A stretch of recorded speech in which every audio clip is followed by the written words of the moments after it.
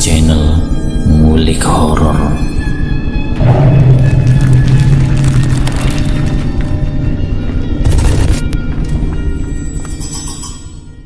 Assalamualaikum warahmatullahi wabarakatuh. Kembali lagi di channel Ngulik Horor. Channel ini menceritakan tentang kisah-kisah misteri. Kali ini saya akan membawakan kisah misteri yang diambil dari YouTube-nya Ngulik Misteri dan ditulis oleh @nafila. Kalian juga dapat mengunjungi YouTube-nya Ngulik Misteri ya. Nanti link saya akan sediakan di kolom deskripsinya. Oh ya, di dalam cerita ini nama dan tempatnya disamarkan semua ya, untuk menjaga privasi pihak yang terlibat di dalamnya. Yuk daripada kita lama-lama, langsung saja kita simak ceritanya. Bismillahirrahmanirrahim.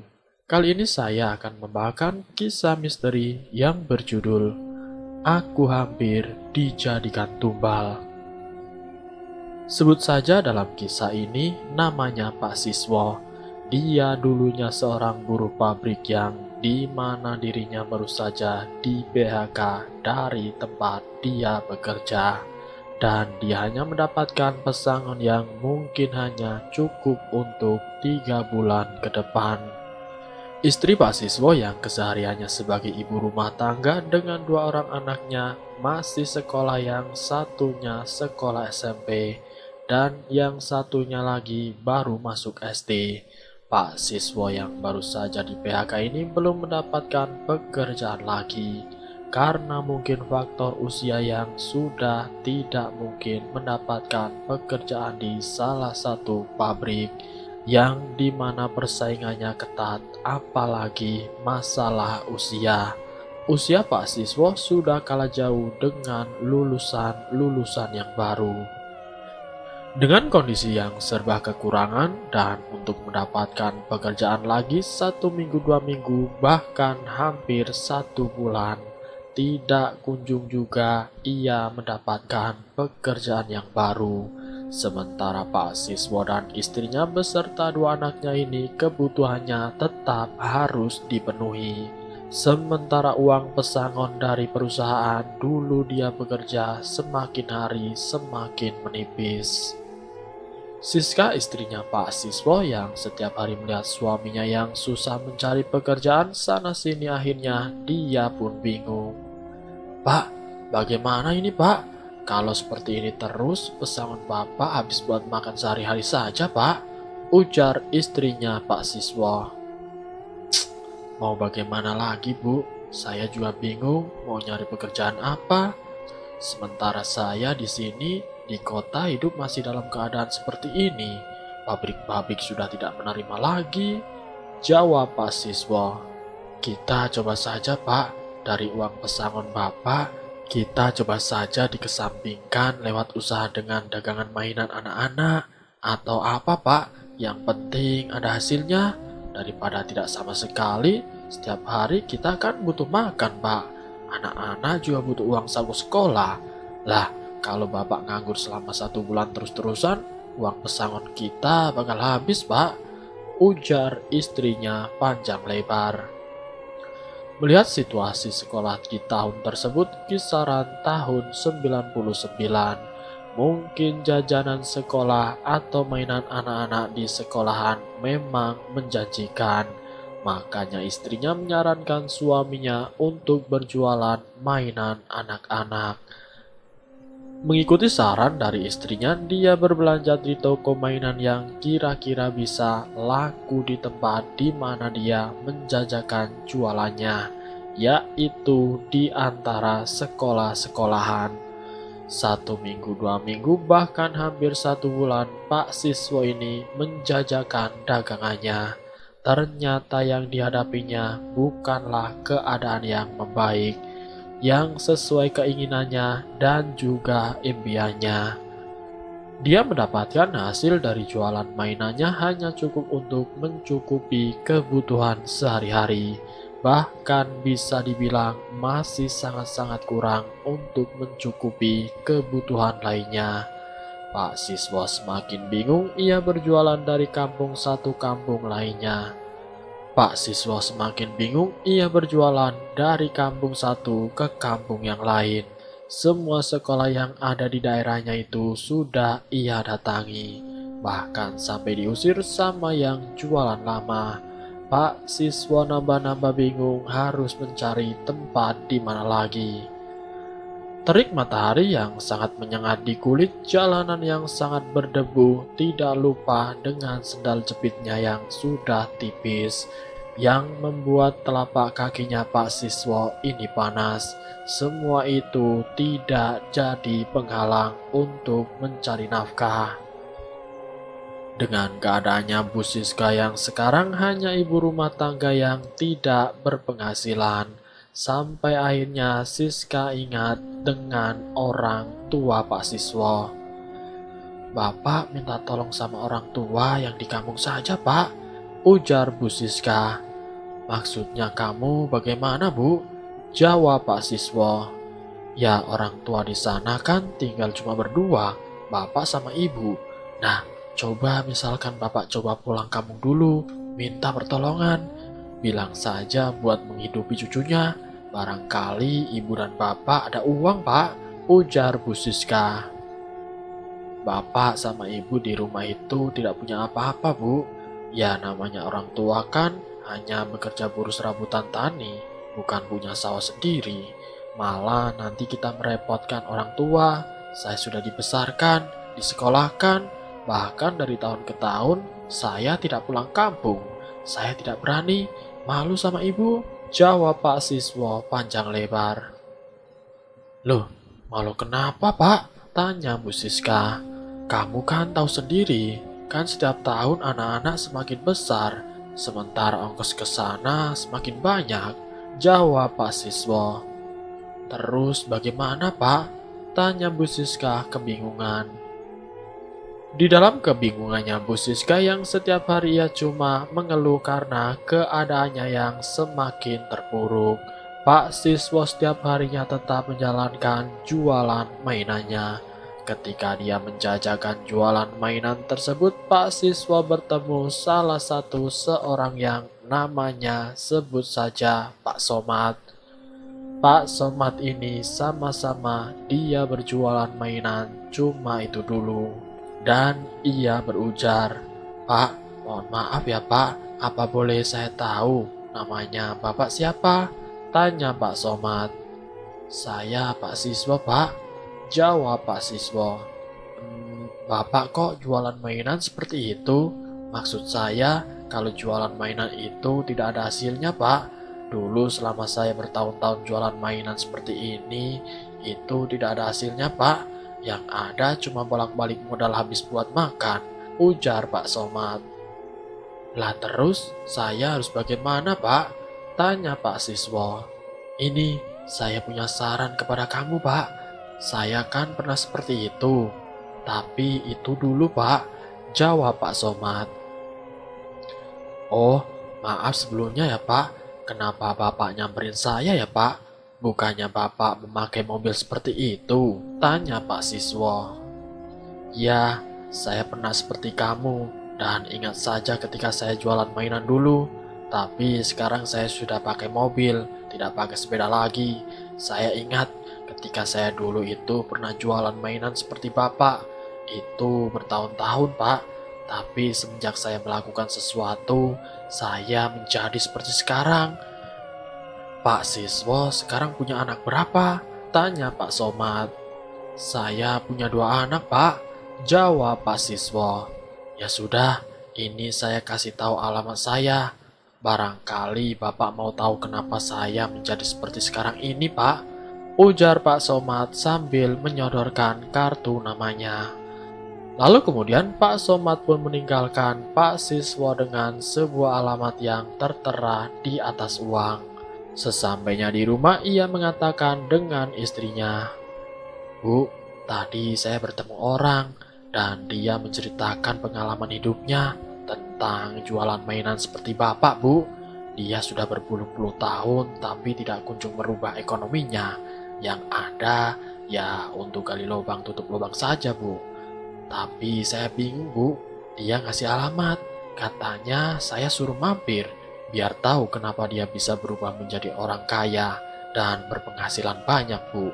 Ujar Pak Siswo. Iya, coba Bapak ke sana saja, Pak. Jawab Bu Siska. Lalu kemudian atas izin dari istrinya itu di esokan harinya Pak Siswo tidak berjualan mainannya. Dia menuju alamat yang tertera yang dikasih sama Pak Somad. Pak Siswo dengan semangatnya mengayuh sepeda tuanya dengan ditemani terik matahari di pagi hari. Akhirnya Pak Siswo sampailah di tempat tujuan, di rumahnya Pak Somad. Permisi Pak, Assalamualaikum, ujar Pak Siswo. Waalaikumsalam, silahkan masuk. Oh, kamu ya Pak? Jawab Pak Somad. Iya Pak, maaf saya mengganggu waktunya Bapak. Ini rumah kok gede sekali ya Pak? Tanya Pak Siswo. Sebelum Pak Siswo masuk dan melihat situasi kondisinya, memang rumahnya Pak Somad sangatlah besar. Bahkan bisa dibilang rumah yang sangat mewah. Dengan kendaraan yang banyak dan juga mewah, halaman rumahnya seperti lapangan sepak bola. Sungguh kehidupannya yang sangat beda dengan Pak Siswo. Sudah, ngomongnya nanti. Sini, masuk dulu Pak. Ujar Pak Somad sambil mempersilahkan masuk. Lalu kemudian diajak masuklah Pak Siswo dan sampailah mereka di ruang tamu yang sungguh super megah. Pak Siswo yang melihat pun sempat terpaku terkejut. Mereka berdua berbincang-bincang sampai akhirnya Pak Somad berucap, saya mau mengajak Bapak ini agar bisa berubah secara ekonomi Pak, biar tidak berjualan keliling untuk menjajakan jualan mainannya. Kenyataan yang Bapak alami ini sudah pernah saya alami juga Pak. Saya bisa berubah seperti ini, punya mobil roda 4, punya rumah yang besar. Itu semua butuh perjuangan, butuh pengorbanan Pak, ujar Pak Somad. Terus Bapak ada pekerjaan apa sekarang Pak? Tanya Pak Siswo penasaran. Kalau sekarang saya pekerjaannya sih nyantai Pak, karena sudah ada yang mengurusi setiap perumahan-perumahan yang saya beli, yang nantinya perumahan itu dikontrakan. Tapi sebelumnya saya pernah melakukan sesuatu yang kiranya mungkin itu agak miris atau mengerikan Pak. Curhatan Pak Somad. Loh, kenapa Pak? Kata Pak Siswo. Dulu saking bingungnya terlilit ekonomi, akhirnya saya mencari tahu di mana tempat yang kira-kiranya saya bisa cepat kaya. Ujar Pak Somad. Pak Siswo bingung apa yang dikatakan Pak Somad. Maksudnya apa ya Pak? Saya tidak paham, tanya Pak Siswo. Ini itu impian dari dulu, tapi kenyataannya saya hidup sampai umur 40 tahun. Saya masih jualan mainan, tapi setelah saya ketemu seseorang, saya mendapatkan apa yang saya impikan. Ujar Pak Somad. Siapa Pak orangnya? Tanya Pak Siswo penasaran. Nanti kalau kamu pengen tahu, nanti saya antar Pak. Sekarang juga boleh, orang itu yang bisa merubah saya seperti ini Pak. Ujar Pak Somad. Benar Pak? Tanya Pak Siswo. Iya, saya ngomong apa adanya. Saya kasihan saja melihat kamu, melihat keadaan kamu yang jualan mainan setiap hari, tapi tidak ada perubahan sama sekali, jawab Pak Somad. Mendengar ucapan dari Pak Somad, Pak Siswo ini pun penasaran. Apa yang bisa membuat dia kaya raya seperti ini ya? Gumam Pak Siswo. Singkat cerita, Pak Somad dan Pak Siswo ini berangkat ke tempat di mana tempat yang dimaksud Pak Somad. Sesampainya di sana ternyata Pak Siswo diajak ke salah satu tempat di mana dia bertemu dengan Mbah Dukun. Dan di sana Mbah Dukun pun menanyakan kepada Pak Siswo, ada perlu apa kalian kesini? Tanya Mbah Dukun. Mbah Dukun, permisi, saya dulu kan pernah kesini Mbah, jawab Pak Somad. Ya, saya kenal sama Anda. Maksud saya dengan ini teman kamu, ujar Mbah Dukun. Dia kesini pingin jadi seperti saya Mbah, jadi orang hebat, jadi orang kaya, jadi pengusaha, punya perumahan, dan ingin punya kontrakan yang banyak, ujar Pak Somad. Benar kamu namanya siapa? Tanya Mbah Dukun kepada Pak Siswo. Saya Pak Siswo, Mbah, jawab Pak Siswo. Terus kamu mau tahu caranya bagaimana? Saya jelaskan dulu. Kalau kamu mau, kamu tidak diminta mahar apapun. Cukup di sini kamu melakukan ritual, melakukan cara-cara yang nanti Mbah ajarkan kepada kamu, ujar Mbah Dukun menjelaskan. Maksudnya apa, Mbah? Tanya Pak Siswo kebingungan. Lah, kamunya pengen cepat kaya apa tidak? Ujar Mbah Dukun. Ya, saya pengen, Mbah, tapi tidak berbahaya kan, Mbah? Lah, nanti ini ada tumbalnya apa tidak, Mbah? Tanya Pak Siswo kepada Mbah Dukun. Setiap yang namanya pesugihan itu pasti ada tumbal. Kamu pengen cepat kaya atau tidak? Saya tanya sekali lagi. Ujar Mbah Dukun. Saya mau, Mbah. Saya juga bingung, Mbah. Uang pesangon saya sudah hampir habis. Anak dan istri saya menganggur. Jawab Pak Siswo. Ini kesempatan buat kamu. Yang penting kamu mau saja. Untuk soal nanti siapa yang ditumbalkan, kamu tinggal pilih saja siapa yang kamu inginkan, ujar Mbah Dukun. Mbah Dukun, kalau saya harus menumbalkan keluarga saya tidak bisa, Mbah. Tanya Pak Siswo. Lah, terus kamu maunya siapa? Tanya Mbah Dukun. Mbah Dukun saja yang pilih, Mbah. Daripada saya harus bingung memilih siapa, tapi yang penting jangan keluarga dulu ya, Mbah. Jangan anak dan istri saya ya, Mbah, pinta Pak Siswo. Oke, kalau kamu memilih seperti itu, berarti pilihannya orang tua kamu yang harus pertama menjadi korban penumbalan, jelas Mbah Dukun.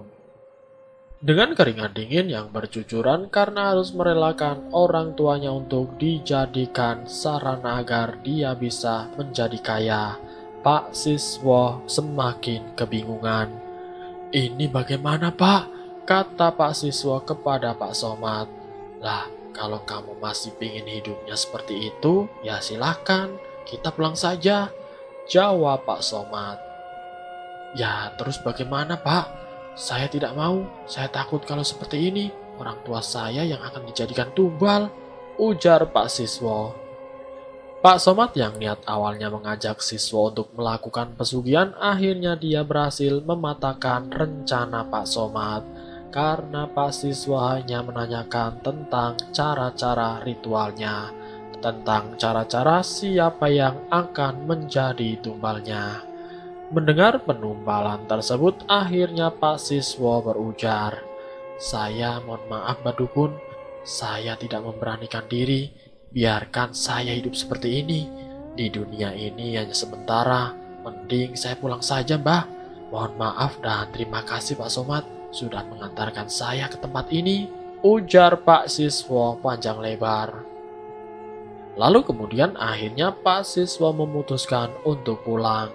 Tapi ketika Pak Siswo ini menuju pintu untuk pulang, di belakangnya itu ada sosok makhluk yang sangat besar, yang berwujud seperti kera, yang tujuannya ingin mengambil Pak Siswo. Ketika melihat ke belakang, sontak saja kaget dan Pak Siswo terjatuh, bahkan jatuhnya pas hampir saja mengobrak-abrik meja di mana itu sesajen sebagai ritual. Apa ini? Apa ini? Pak Siswo yang kaget dan terbangun, dia berusaha lari, tetapi dia tidak bisa bergerak sama sekali. Pak Siswo, dia hanya bisa bergumam dalam hatinya.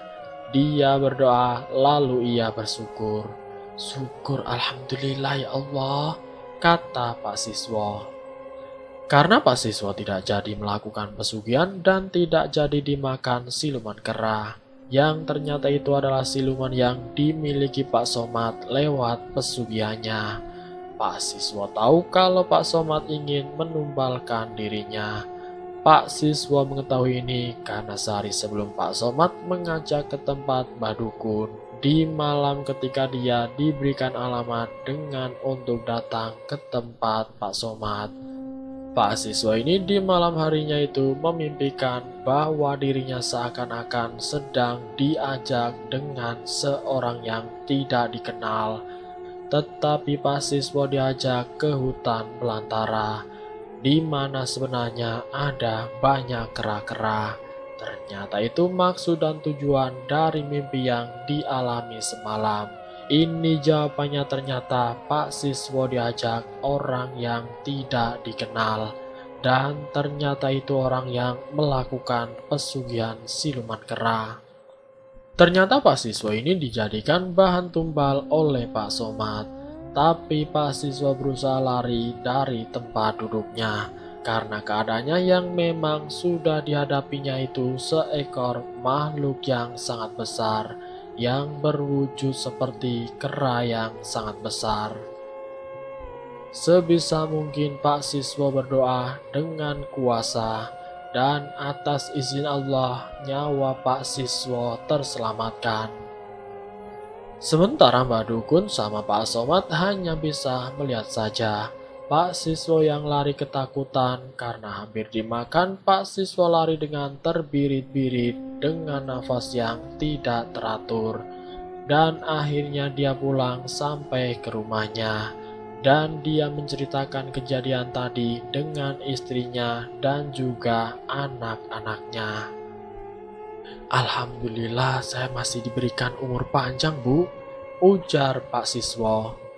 "Bu, ternyata orang yang mengajak saya, yang mengiming-imingi saya mobil kekayaan, ternyata dia pelaku pesugihan, dan dia ingin menumbalkan saya, Bu, dan mungkin dia mengincar orang-orang yang memang dalam keadaan susah," ujar Pak siswa. "Lah, terus bagaimana, Pak?" tanya Bu Siska. "Ya alhamdulillah, Bu, saya masih selamat. Pokoknya, Bu, ini uang yang kemarin dikasihkan sama Pak Somad, kita masukkan ke dalam masjid saja, Bu," tutup cerita dari Pak siswa. Dan selesai. Itulah kisah misteri yang berjudul "Aku Hampir Dijadikan Tumbal". Semoga kisah kali ini bisa menjadi pembelajaran untuk kita semua. Siapa yang pernah melakukan pesugihan siluman kera, setiap pesugihan tetap ada yang namanya orang yang dikorbankan, bahkan orang terdekat sekalipun. Siapa itu yang pertama? Biasanya orang tua atau anak kesayangannya. Semoga kita dijauhkan dari hal-hal yang bersifat musyrik. Semoga kita selalu tetap di jalan yang benar. Semoga kita terhindari dari sifat-sifat musyrik. Ambil sisi positifnya dan buang jauh-jauh sisi negatifnya. Terima kasih sudah mampir di channel kami. Jika kalian tertarik dengan video kami, silahkan tekan tombol like, share, dan komen. Tekan subscribe untuk mengikuti video kami selanjutnya. Wassalamualaikum warahmatullahi wabarakatuh.